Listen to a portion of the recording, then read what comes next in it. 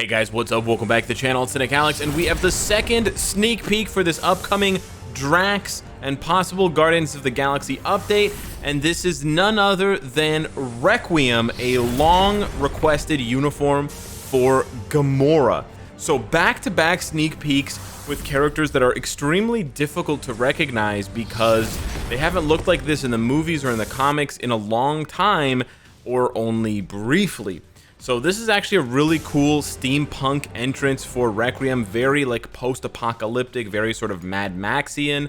And yeah, this is actually Gamora with a really cool nod to the Infinity Saga, so, you know, the Infinity Stones, the Infinity War Saga, with her goggles that have an infinity symbol on them. Now, for those of you that don't know who Requiem is a character from a 2018 storyline about the Infinity Wars, which always has and always will surround the Infinity Stones. So in this story, Requiem, which is a sort of moniker, a name that Gamora takes on, is trying to that's also Gamora, is trying to collect all of the Infinity Stones for some reason. Now, I'm going to give you the Cole's notes. I'm going to basically spoil the story for you. But yeah, this is a storyline from 2018. It is a little bit old, and it doesn't necessarily line up with what we've seen as far as the Drax Destroyer, right? The original Drax outfit that we're getting for Drax, and then the possible old King Thanos.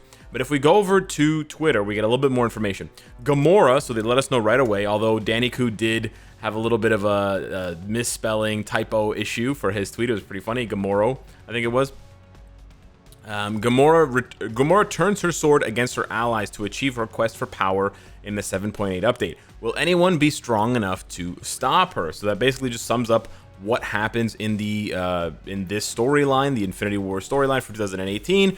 Gamora turns on all the good guys because she's trying to get the stones for her own sake. Over on the forums, this superhero turns her sword against her allies to achieve her quest for power, the most dangerous woman in the universe, which is Gamora's moniker, like her often used tagline, which I love as a description for her. Will anyone be strong enough to stop this masked warrior? So there's a lot of hinting, and it makes sense that this should be a villain uniform for Gamora.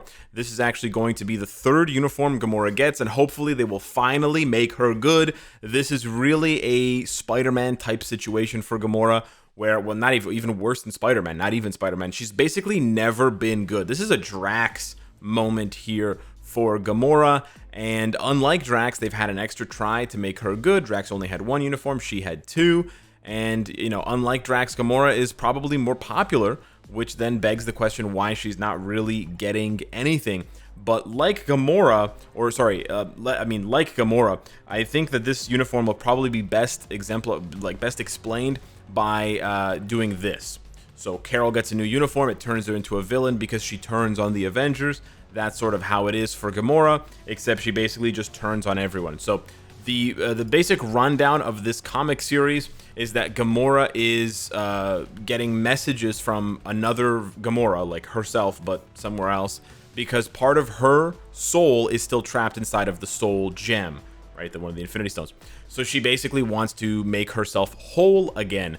So she goes about collecting the Power Stone that she steals from Peter Quill. She then has it fused into a sword, her Requiem sword, which is really cool. It's not called the Requiem sword. I can't remember. It's called an Infinity Blade or something like that. And then she promptly chops off her father's head.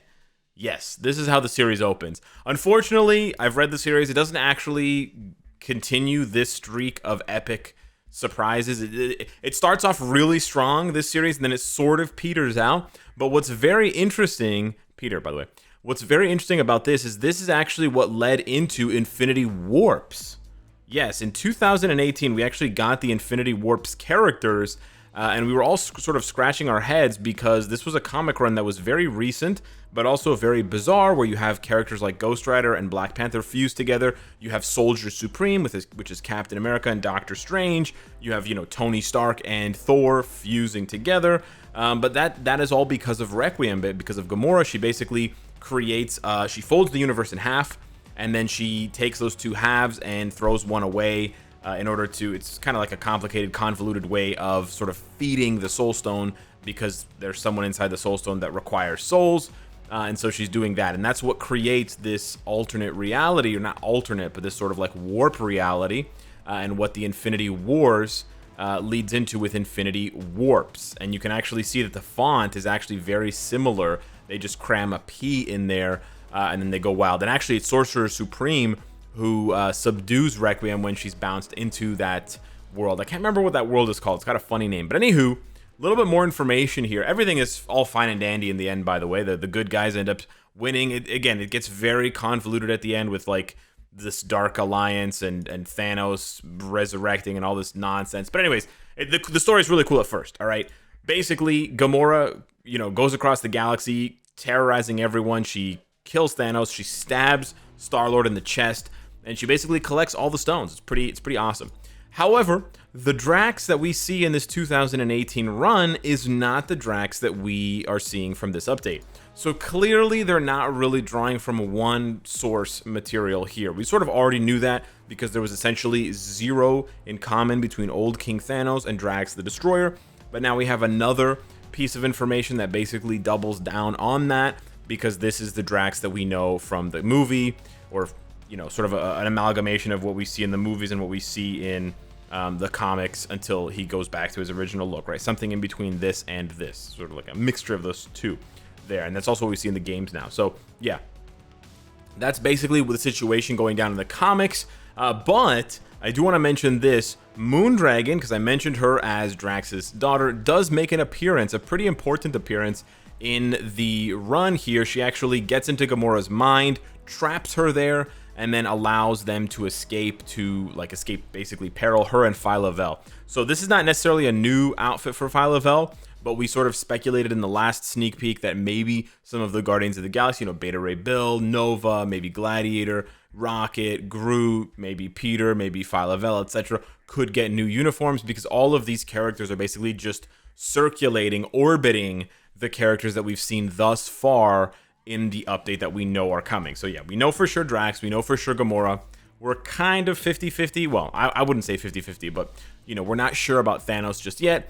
But yeah, a little bit more information, maybe a little bit more evidence of a possible new character in Moondragon. Now, if you're wondering why I'm beating the Moondragon horse so badly, I really want new characters. I know that I, have said that the game has enough characters at times, and maybe we don't need any more new characters, but I think I've gotten over that phase, and I'm squarely back in the camp of give me new characters. So hopefully we see Moondragon.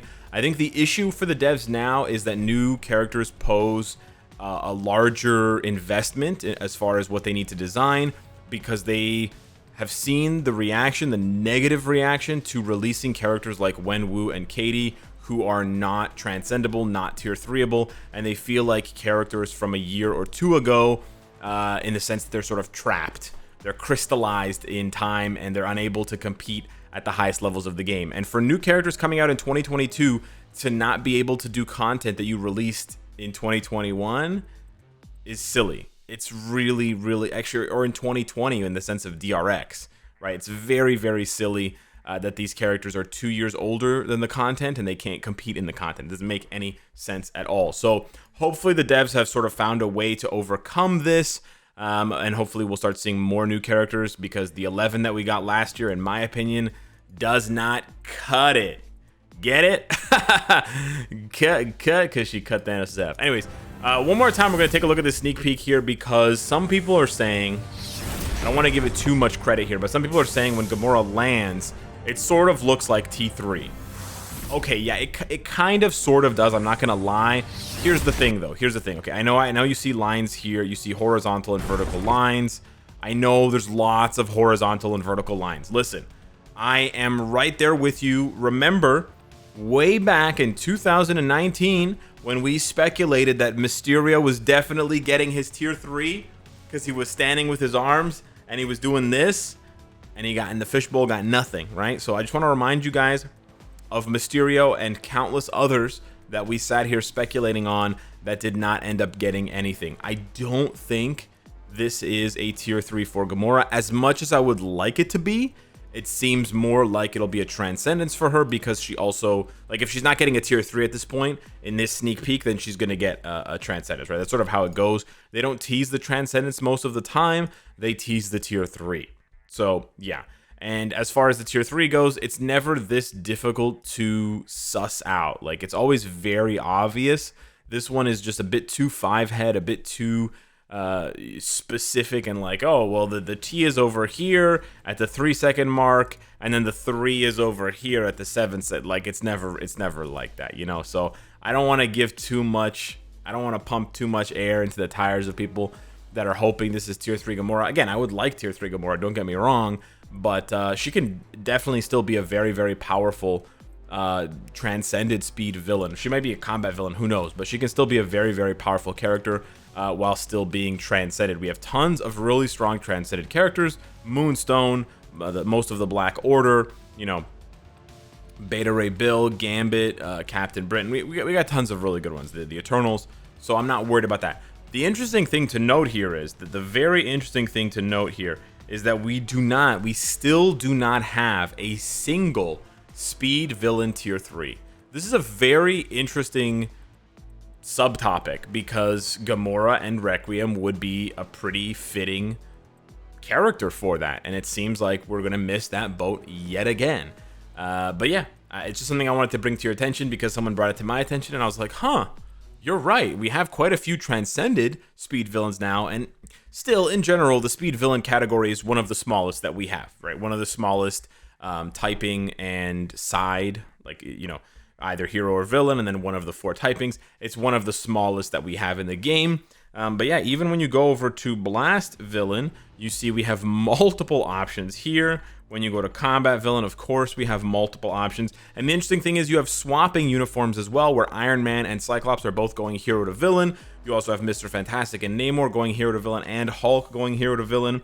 You basically have it for everyone. Of course, we have universal villains, except for Speed. So I'm not sure if this is an intentional decision by the devs or unintentional, who knows. At this point in time, I don't think they were saving the first Speed villain tier 3 for something more special, but who knows, maybe they are. I mean, it would be cool if it was a World Boss Legend, like Kang or Gore, the God Butcher, or something like that. I don't know. But yeah, hit me up in the comments down below. Let me know what you think of that, and let me know what you think of Gamora Requiem finally coming to the game 3.5 years after the comic run. Thanks so much for watching. Thumbs up if you enjoyed the video, and I'll see you in the next one. Take care.